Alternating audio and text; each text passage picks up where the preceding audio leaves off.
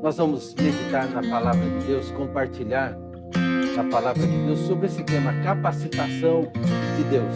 Estamos aí, né, nas eleições gerais, eleições dos oficiais da igreja.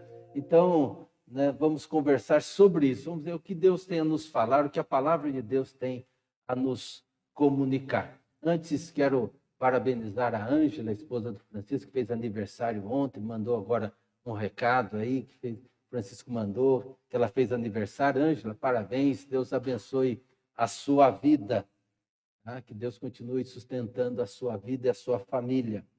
Vamos abrir nossas Bíblias ou no seu celular, lá em Jeremias capítulo 1. Jeremias, no capítulo 1, no verso 19. Desculpa, do verso 1 ao verso 19. Jeremias, capítulo 1, do primeiro versículo ao versículo 19. Chamado de Jeremias, chamado de capacitação de Deus na vida de Jeremias. Esse livro conta o que Jeremias disse e o que ele fez. Jeremias era filho de Ilquias, um dos sacerdotes da cidade de Anatote, no território da tribo de Benjamim. Quando Josias, filho de Amon, estava no ano 13 do seu reinado em Judá, o Senhor Deus falou com Jeremias. E falou de novo quando Jeoaquim, filho de Josias, era rei. Depois disso, Deus falou com Jeremias muitas vezes, até o tempo em que o povo da cidade de Jerusalém foi levado como prisioneiro para fora da sua terra. Isso aconteceu no 5º mês do ano 11º do reinado de Zedequias, filho de Josias. O Senhor Deus me disse, antes do seu nascimento, quando você ainda estava na barriga da sua mãe, eu o escolhi e separei para que fosse um profeta para as nações. Então eu disse, ó Senhor meu Deus, eu não sei como falar, pois eu sou ainda muito jovem. Mas o Senhor respondeu, não diga que é muito jovem, mas vai e fale com as pessoas a quem eu enviar e diga tudo aquilo que eu mandar. Não tenha medo de ninguém, pois eu estarei com você para protegê-lo. Sou eu, o Senhor, quem está falando. Aí o Senhor estendeu a mão, tocou nos meus lábios e disse, veja, eu estou lhe dando a mensagem que você deve anunciar. Hoje estou lhe dando poder sobre as nações e reinos, poder para arrancar e derrubar, poder para destruir e arrasar, poder para construir e plantar. O Senhor me perguntou, o que é que você está vendo, Jeremias? E eu respondi, um galho de amendoeira. O Senhor me disse, você está certo, eu também estou vigiando para que as minhas palavras se cumpram. O Senhor falou comigo outra vez e perguntou, o que mais você está vendo, Jeremias? E eu respondi, eu estou vendo no norte uma panela fervendo e se derramando para o lado de cá. Então o Senhor disse, do norte virá destruição, que se derramará em cima de todos que vivem nesta terra. Eu vou chamar todas as nações do norte. Os reis dessas nações chegarão aqui e colocarão o seu trono na frente dos portões de Jerusalém, em volta das suas muralhas e também em volta das outras cidades de Judá. Eu vou castigar os seus moradores por causa da sua maldade. Eles me abandonaram, estão queimando incenso a outros deuses e adorando os ídolos que fizeram com as suas próprias mãos. Jeremias, prepare-se para ir. Vá dizer a eles tudo o que eu mandar. Não tenha medo deles agora, pois, do contrário, eu farei com que você fique com mais medo ainda quando estiver no meio deles. Escute, Jeremias, todas as pessoas desta terra, isto é, os reis de Judá, as autoridades, os sacerdotes e o povo vão ficar contra você, mas hoje eu estou lhe dando forças para poder enfrentar toda essa gente. Você será como uma cidade cercada de muralhas, como um poste de ferro, como um muro de bronze. Eles não o derrotarão, pois eu estarei ao seu lado para protegê-lo. Eu, o Senhor, falei. Palavra do nosso Deus. Nós já pregamos sobre esse texto de Jeremias, falando desse chamado de Jeremias, onde Deus diz que antes do nascimento, Deus já o havia escolhido, Deus o havia já chamado, Deus o havia enviado, né? Deus havia dado Jeremias, entregue para que ele fosse profeta. Hoje eu quero falar sobre essa capacitação de Deus. Aquilo que fez com que Jeremias tivesse então a coragem de assumir esse ministério, assumir o chamado de Deus de ser profeta, para ir à nação, para ir falar, para ir anunciar a palavra de Deus, ainda que essa palavra fosse dura, fosse uma palavra difícil, uma palavra de juízo de Deus, mas que ele precisava então assim fazê-lo sendo obediente ao chamado. Capacitação ou a capacitação de Deus. Eu gosto muito de filmes, então sempre assisto filmes e já é uma coisa que quem fala bastante, quem dá palestras, quem, no caso, pastores que pregam, todos os filmes que assistem sempre quer tirar alguma coisa que possa ser usado, que possa, né, ter relação, né, e possa ser aí, fazer um vínculo com a palavra de Deus. E naquele filme O Senhor dos Anéis, é uma trilogia, né, do Senhor dos Anéis, eu tenho os 3 filmes lá, DVD, hoje já nem usa mais o DVD, mas eu tenho lá os 3 filmes, e o filme A Sociedade do Anel. Nós encontramos o diálogo entre o jovem Frodo, que é o bolseiro, conversando com Gandalf. Gandalf é um mago, e ele está questionando com Gandalf o porquê que ele foi escolhido.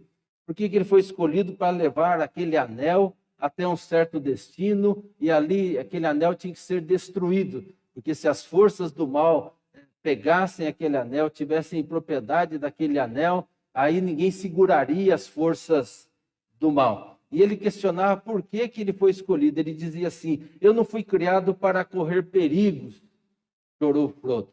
Quem assistiu O Senhor dos Anéis sabe que ele era muito medroso. E ele diz: eu não fui chamado para correr perigos. Eu gostaria de jamais ter visto aquele anel ou esse anel. Porque veio até mim, porque eu fui escolhido. E aí Gandalf diz assim: tais questões não podem ser respondidas. Pode estar certo de que não foi por qualquer mérito que os demais não possuem. Não pelo poder ou sabedoria, de forma alguma. O fato é que você foi escolhido e, portanto, deve utilizar toda a força, o coração e a inteligência que você possui para cumprir essa tarefa. Deus ordenou a Jeremias algo que ele julgava não ser capaz de realizar. Ele se sentia incapaz de cumprir aquilo que Deus estava querendo que ele fizesse. Então, naturalmente, e essa é a postura sempre humana, ele recusou. A missão que Jeremias recusou foi a de ser profeta. Jeremias, aliás, não só Jeremias, todos os profetas, quando você estuda aí a história dos profetas, eles sempre recusavam, eles não queriam aquela função, eles não queriam aquele chamado, não queriam aquela incumbência. Eles sabiam que era muito difícil anunciar a palavra de Deus num mundo hostil, numa nação desobediente, numa nação que não queria saber de fazer a vontade do Senhor.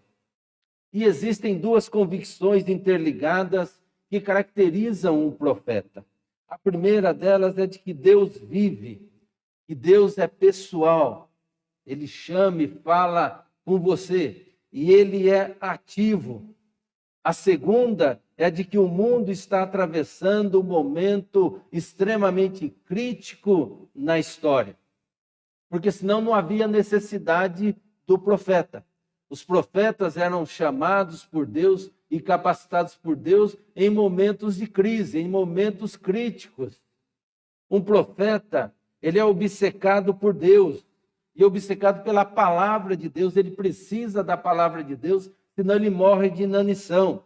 E ele vive intensamente diante da palavra de Deus o seu aqui e agora. Ele vive para o seu presente. Embora ele possa ser usado, e muitas vezes foi usado por Deus para predizer coisas que iriam acontecer, e o profeta Jeremias foi um profeta que foi usado por Deus para predizer, inclusive, o exílio na Babilônia, e quanto tempo eles ficariam na Babilônia, 70 anos exilados. Mas ele vivia, acima de tudo, o seu presente. A palavra que ele recebia de Deus era para o seu presente, era para o seu agora. Então, a função do profeta é convocar as pessoas a viverem bem, de forma certa, correta, obediente a Deus, para serem verdadeiramente humanos. Porque a humanidade está intimamente ligada a essa relação, a essa comunhão com Deus. O relacionamento com Deus não é algo a ser implementado após o nosso crescimento básico, mas é o alicerce fundamental para que esse crescimento aconteça.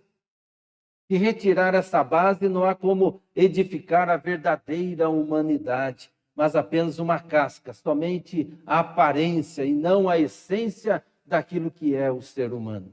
Tampouco podemos ser humanos se nós não vivemos o nosso presente, se ficamos olhando para o passado ou só projetando o futuro.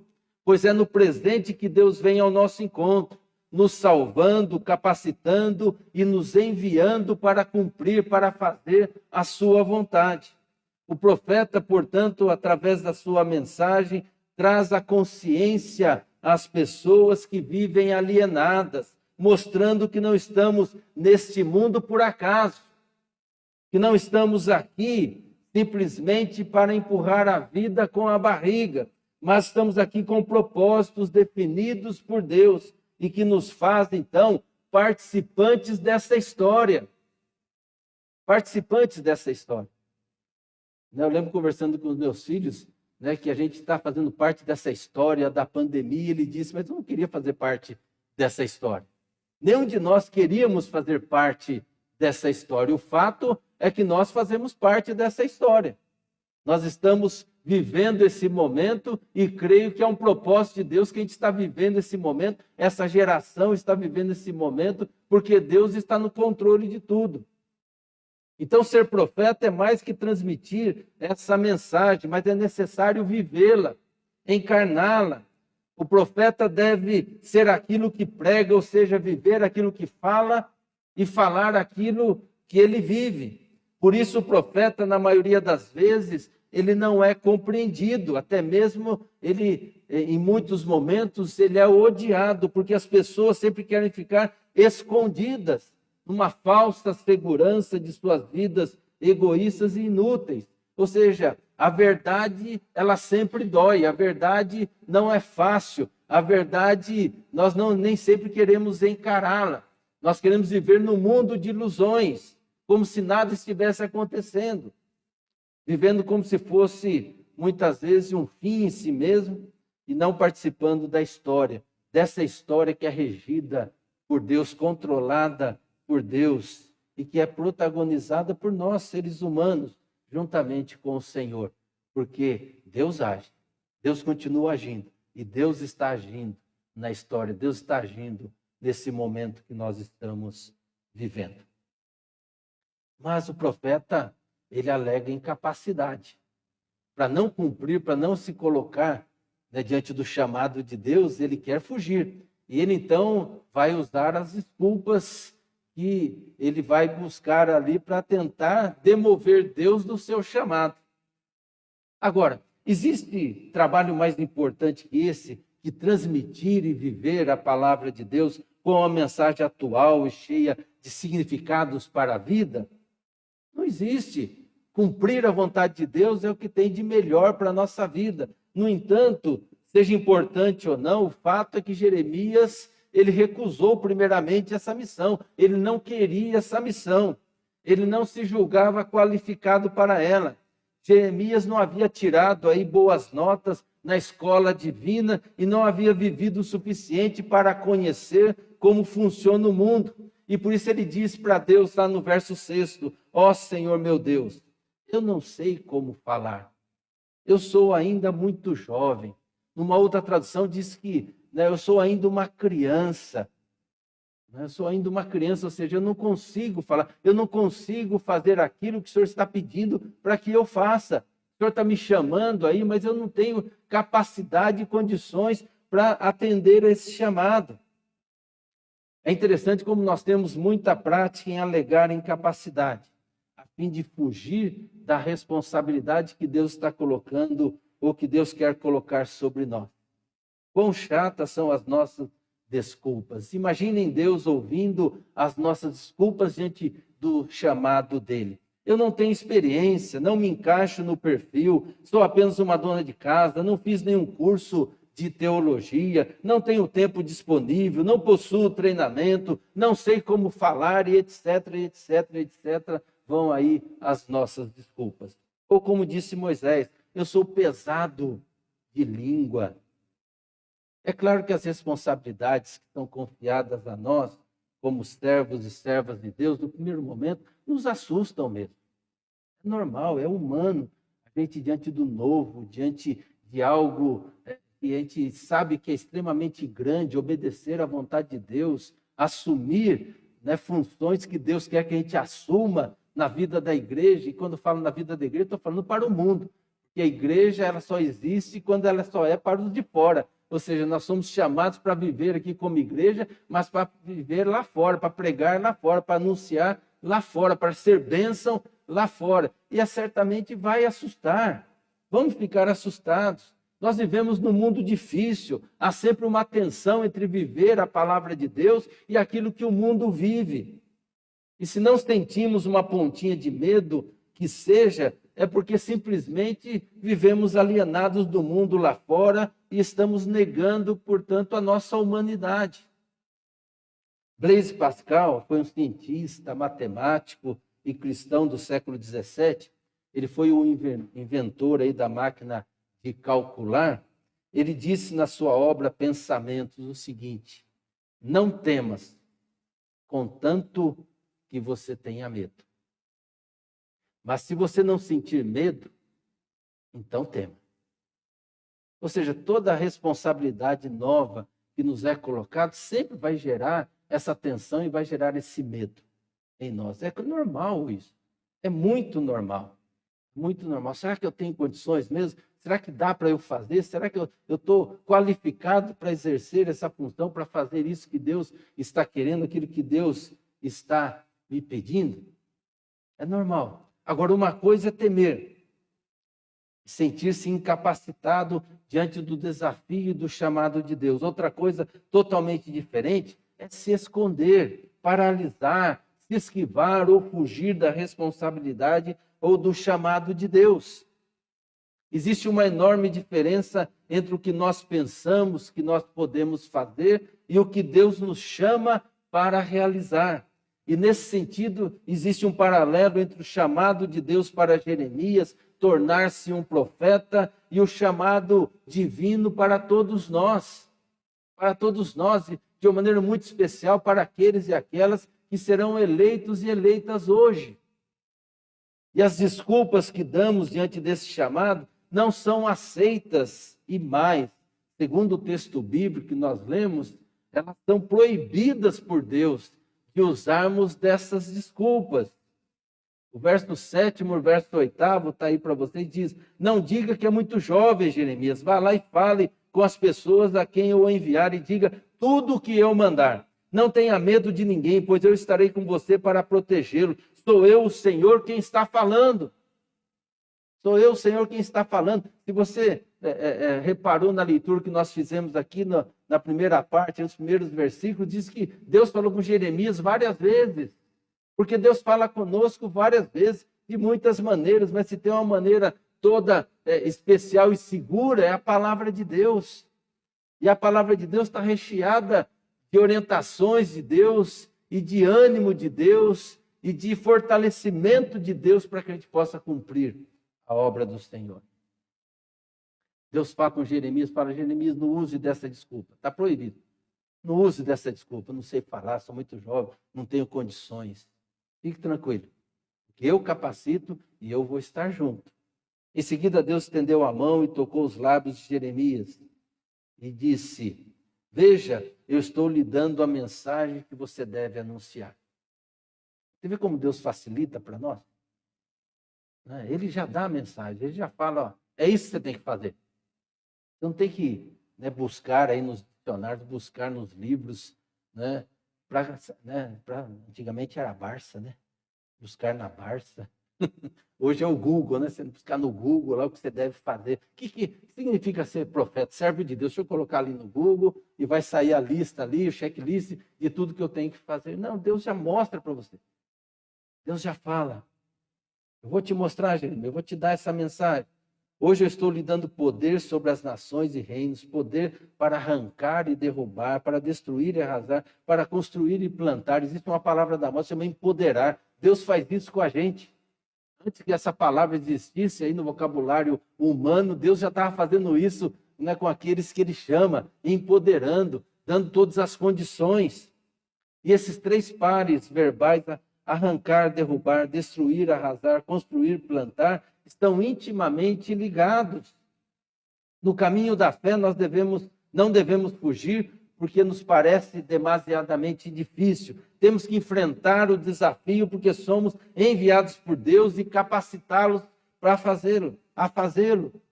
Não somos nós, não são os nossos sentimentos, as nossas vontades que determinam a nossa participação na obra de Deus, nem a nossa experiência nos qualifica para fazer a obra de Deus. Deus é quem decide a nosso respeito. O Jeremias foi assim: antes de você nascer, Jeremias, antes de ser concebido, eu já tinha te escolhido. E fala, eu te dei como profeta, te enviei como profeta, já te entreguei como profeta. Ou seja, você não tem escapatória, Jeremias. Não tem escapatória, só faltava Deus falar, lembra de Jonas? Fugiu, peixe grande pegou. Não tem escapatória, você foi chamado, você foi chamada. Você que está aqui hoje, você foi chamado e chamada por Deus. Você que está assistindo aí, você foi chamado e chamada por Deus. Não tem como escapar. Nós podemos até usar de desculpas, muitas vezes, para fugir do chamado de Deus, mas o fato é que Ele chamou. Ele chamou. É Ele que decidiu e é sempre Ele que decide a nosso respeito. Por isso aquela frase que nós conhecemos bastante, que Deus não chama os capacitados, mas capacita os escolhidos. Quando olhamos para a vida de Jeremias, nós vemos o quanto é verdadeira esta afirmação. Jeremias enfrentou tudo e todos. Chorou, se lamentou, porque ele era humano. Mas não retrocedeu 1 milímetro sequer. Cumpriu tudo aquilo que Deus queria dele, para o qual ele foi chamado, para o qual ele foi capacitado. Como Jeremias abandonou essa postura, podemos dizer assim, até covarde, evasiva dele, cheia de desculpas, daquele que diz, Senhor, eu sou, não sei falar, estou ainda muito jovem. Como é que ele se tornou aí uma coluna de ferro ao aceitar a incumbência de profeta? Porque quando você lê o livro do profeta Jeremias e lê Lamentações de Jeremias, você vai ver que não foi fácil a tarefa que Deus passou para ele.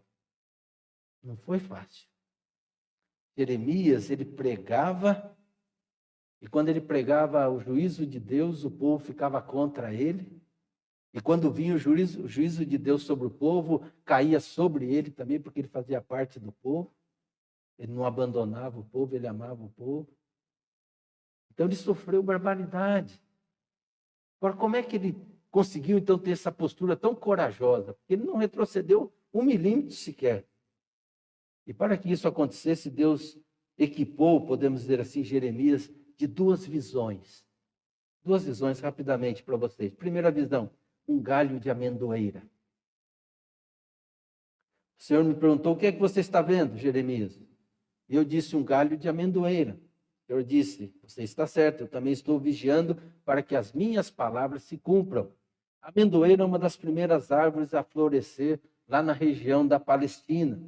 Ainda sob os efeitos do inverno, antes de nascer as folhas, desabrocham flores brancas como a neve, como que desafiando aquele frio intenso, anunciando a promessa de vida, a promessa da primavera. Assim é o Senhor com a sua palavra. Ao dizer eu vigio para que as minhas palavras se cumpram, significa que Deus vai cumprir a sua palavra, que Deus vai cumprir a sua promessa. Assim como a flor da amendoeira nasce em pleno inverno, surpreendendo com a promessa da primavera, assim Deus anuncia a sua promessa e garante que ela vai se cumprir. Porque Ele vela sobre a sua palavra, Ele vigia sobre a sua palavra. A cada primavera, a visão da amendoeira faria Jeremias se lembrar da promessa de Deus. Quando ele estava preso, quando estava sendo perseguido, quando estava sendo espezinhado ali, quando ele via a flor ali da amendoeira, ele se lembrava do que Deus havia falado para ele, que Deus havia garantido que a sua palavra, a sua promessa iria se realizar. Assim é conosco. Para viver pela fé, precisamos de uma visão desse tipo. E a visão que Deus nos dá hoje, para que você nunca se esqueça que Deus está contigo e que Ele te capacita para fazer a obra. Olha aqui, ó, a cruz de Cristo. Você não precisa lá da flor da amendoeira. É a cruz de Cristo que te dá a certeza de que você nunca está sozinho. Disse Deus, eu velo pela minha palavra para que ela se cumpra. E ela se cumpriu, porque o Verbo se fez carne e habitou entre nós. E prometeu ainda mais, eu estarei convosco todos os dias, até a consumação do século. Ou seja, nunca estamos sozinhos. Nosso medo, a nossa ansiedade, a nossa fraqueza, muitas vezes faz a gente sentir que está sozinho. É um sentimento falso esse, mas nós sentimos. Muitas vezes estamos sozinhos diante dos desafios, dos problemas, das dificuldades que nós passamos pela vida. Mas a cruz de Cristo, sempre que você olhar para a cruz de Cristo, você vai se lembrar, eu nunca estou sozinho. Eu nunca estou sozinho. Essa é a palavra de Deus para nós. E as palavras de Deus são especiais. São promessas que se cumprem. Por isso confie que Deus está fazendo, que Deus está te chamando, Ele está te capacitando para fazer a sua obra. Se Deus está te escolhendo, Ele vai te capacitar. E não só te capacita, como Ele vai junto. Está sempre junto, sempre junto. E quando houver vacilo, quando houver um medo, quando houver uma situação que você acha que não sabe como reagir, olhe para a cruz de Cristo. Olhe para a cruz de Cristo. Eu tenho uma cruz aqui que eu trago sempre aqui para mim. Olhe para a cruz de Cristo. Às vezes eu seguro ela aqui, eu sei que eu nunca estou sozinho. Porque Jesus está comigo. Ele não está mais aqui na cruz. Ele está aqui, ó, na minha vida. Na minha vida. Segunda visão que Deus deu a Jeremias, para que ele pudesse realmente acreditar, confiar e ir, é uma visão de uma panela de água fervente. O Senhor falou comigo outra vez e perguntou, o que é que você está vendo agora, Jeremias? E eu respondi, estou vendo no norte uma panela fervendo se derramando para cá. Ou seja, a panela estava inclinada para o sul. A água fervendo iria ser derramada na direção de Jerusalém. E essa água fervente é identificada como exércitos inimigos marchando para a invasão. Era a invasão que iria acontecer. Era o exílio que iria chegar. Os exércitos inimigos iriam marchar contra o povo de Deus e levá-los cativos para a Babilônia. Deus estava dizendo a Jeremias que iria purificar o povo através da água fervente, ou seja, através dos povos inimigos. O povo estava distante de Deus, vivendo na injustiça, vivendo no pecado, na desobediência. E esta visão, em contraste com a primeira visão, é negativa. Mas a sua mensagem é extremamente positiva, pois o seu objetivo é purificar o povo, é conter o mal dentro do povo. E também nos mostra que, apesar de vermos o mal muitas vezes triunfar em muitos aspectos da nossa realidade, esse poder do mal não é autônomo. Pelo contrário, está sob o controle de Deus. Deus usa de pessoas boas e más para cumprir os seus propósitos divinos nas nossas vidas, na vida da igreja. A visão da panela fervente era para mostrar a Jeremias que, apesar das dificuldades, dos obstáculos, poderia seguir em frente, porque Deus estava no controle de todos, no controle de tudo. Queria acontecer sim, que Deus ia permitir que o exército babilônico invadisse Jerusalém, que levasse cativo ali uma grande parte do povo para a Babilônia. Seria tempos de sofrimento, tempos de dor, mas seriam tempos de purificação de Deus, do tratar de Deus, e que Deus estava no controle, ou seja, que essa invasão, ou esse mal que iria chegar, não era aleatório, não era algo autônomo, mas que estava debaixo do controle e do propósito de Deus.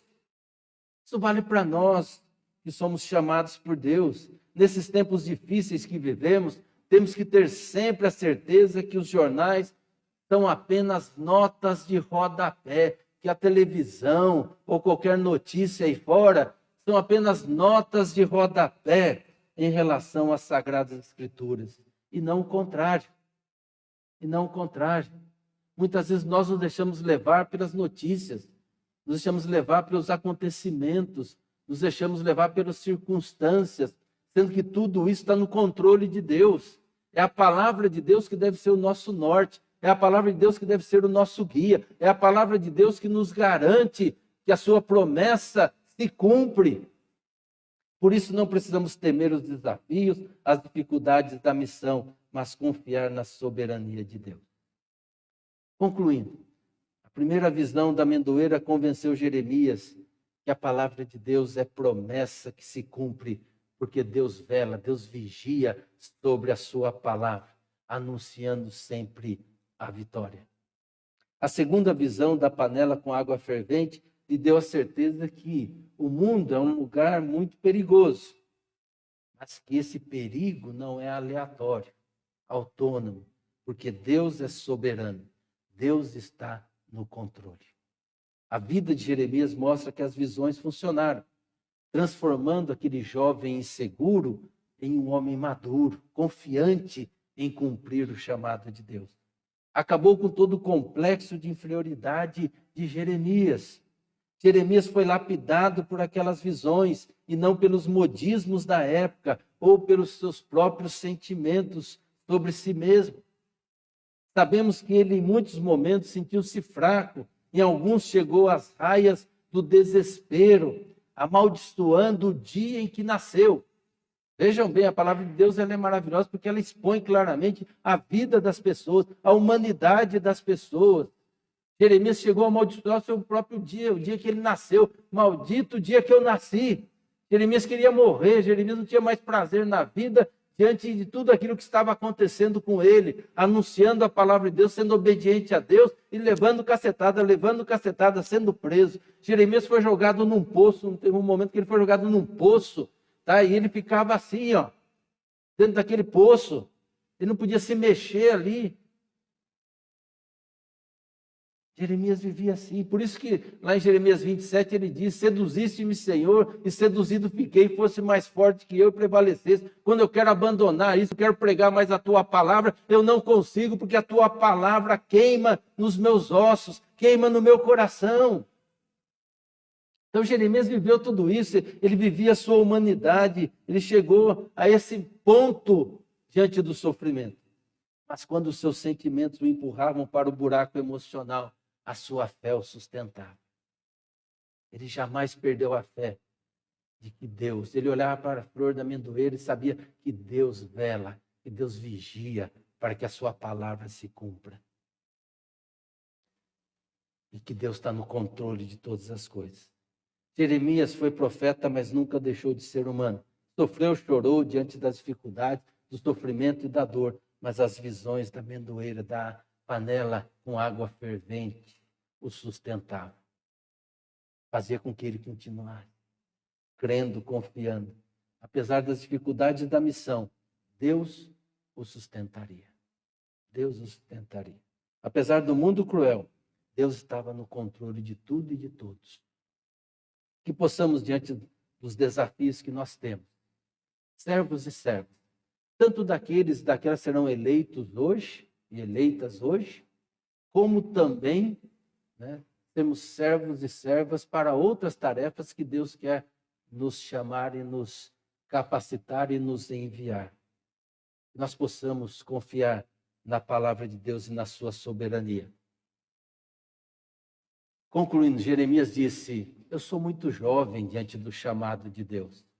Eu não tenho capacidade, não tenho condições. E Deus diz para ele: escute, Jeremias, todas as pessoas desta terra, isto é, os reis de Judá, as autoridades, sacerdotes e o povo, vão ficar contra você.